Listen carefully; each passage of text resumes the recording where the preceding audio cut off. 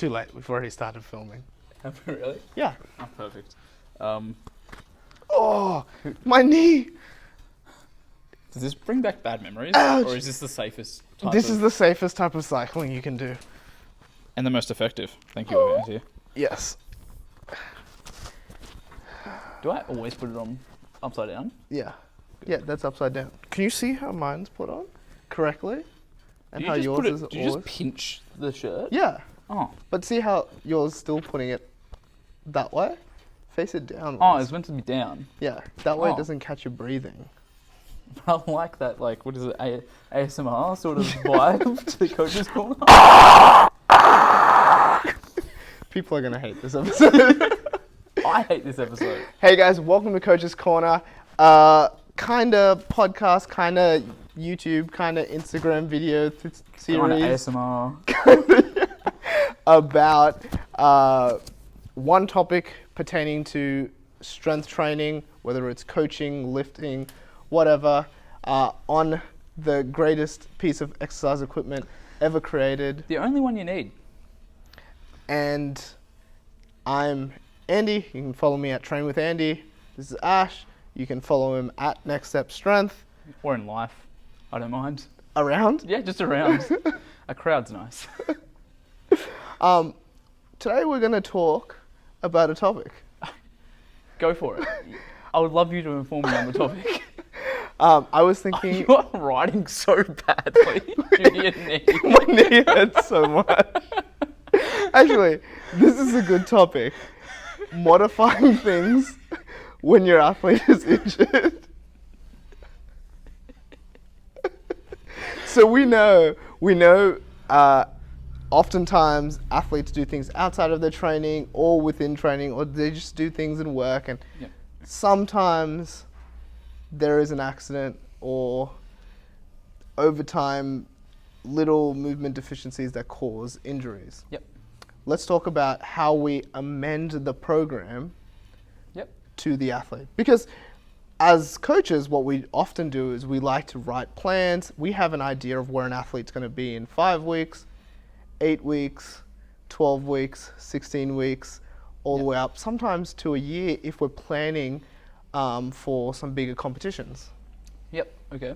So first you'd probably determine, is it the athlete is slightly hurt, injured? Is it a recurring thing? Is it an acute thing? Did it just come up today? Was it has it been over a couple of weeks? And once you determine that, then you can have your appropriate course of action. Because if it was someone rather drastic injury, like falling off a bike, and then is unable to participate in an appropriate exercise that has been written for them due to sore knee, grazes on their arms, just lack of ego now, broken pride.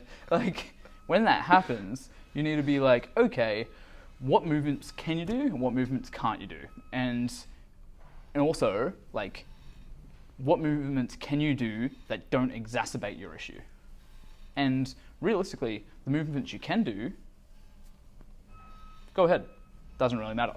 Well, just don't re-hurt yourself, but just be conscientious with your training, and then also think about the intention of the program. So what are you trying to do, and what can you do that still fills as much criteria as that as possible? So if you're during trying to accumulate volume in a program, maybe that is rather irritating. If you're doing a volume-based program and you're trying to accumulate volume, but you can't hit the appropriate intensity due to your injuries, fill it up with something else. Yeah. And then vice versa. Okay, so in the case of, let's say, this idiot that, fell off his mountain bike. Yes. He cannot squat to depth. Yep. Maybe we work on, just a regression, like squatting to a box. Perfect. Or just squatting to a higher depth. Yeah. Or if, squatting is just out of the question, there is no reason why, step ups or, some sort of hinge movement or something could be. Definitely. You can just follow what is closest, honestly, visually closest is probably the best way. If you think it's like, that's sort of close to what I want to be doing and it doesn't hurt and it doesn't aggravate the issue, that's probably regress to that and just change like, okay, do the appropriate volumes to that exercise with the appropriate reps in reserve. Then you're still getting a similar enough stimulus and not aggravating your injury for the meantime. And that's the main thing. Like, it's for now that you're covering your bases, not forever. Yeah. So that's in the case of an acute injury. Let's go for someone who has had either issues or something leading to an issue over time. Yep. How would you see them amend training to that? First, one of the best things to do is first like look at like what has led you to this.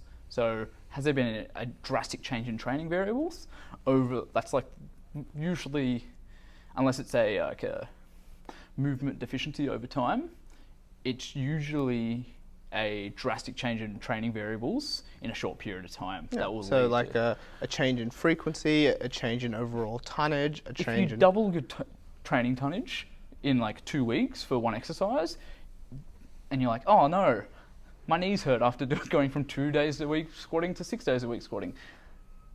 That is probably the issue. Yeah. So what do you do now? Well, you can dial it back. So let's just do the squats, knees. And we're doing it as what training variable can you do to maintain your stimulus, and what can't you do? Okay, you have tempo, intensity, volume. Anything else that is easier to manipulate? Tempo, intensity, volume.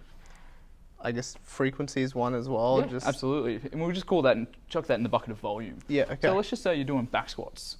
Okay, you're meant to do typically 3 sets of 8. Oh, it could be also like just loading pattern. Like you've gone from 3 days a week of back squats to 3 days a week of front squats, and suddenly your quad tendons blow up. Who knew? It's like, I was actually doing 3 days a week good mornings and then sort to front with squats, and now there's an issue.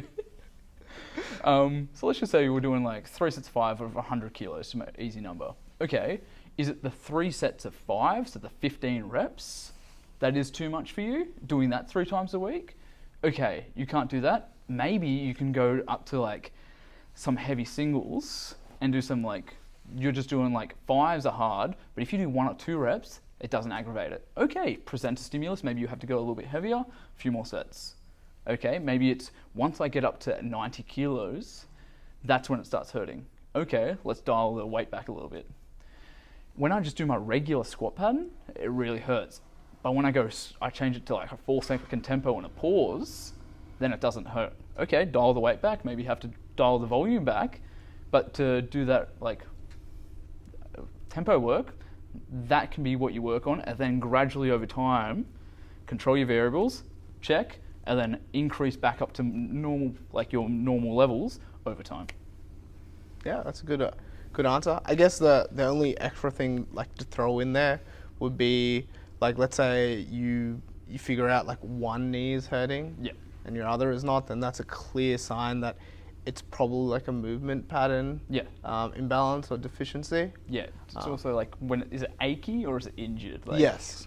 So yeah, there's those things. The main concepts to take into account, like you said, is like, let's stick to the training plan as much as we can. Yeah. We regress where we need to, Yeah. thinking about the training plan as a guide. So Yeah. we need a certain level of stimulus to get us to the next Yeah. phase of training. Yeah. So can we still get that stimulus by changing Yeah. an exercise, changing the tempo, changing the load, or changing, any of those variables that you talked about?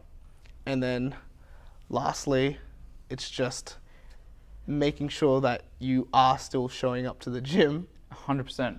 And just like, go back to that as well. It's like, oh no, we can't back squat. And it's like, oh, but pause safety bar squats feel great. Okay, time to hit a pause safety squat PR.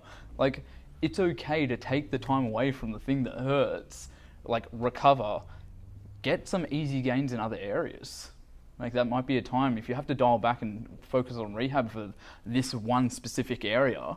Just you have this extra bucket that's now like got a couple mils in it, but from just rehab work, you have all this other stuff. You can like put a little bit more effort towards other aspects of your training. Yeah, sounds good. Guys, I hope you found that really helpful. I sure did. Thanks, Ash, for I try my best. explaining that to me. Sometimes we need it. I will promise to stop falling off my bike. But if you guys, Promise. if you guys want to hear more from us or have any questions, leave them below. I'm trained with Andy on Instagram.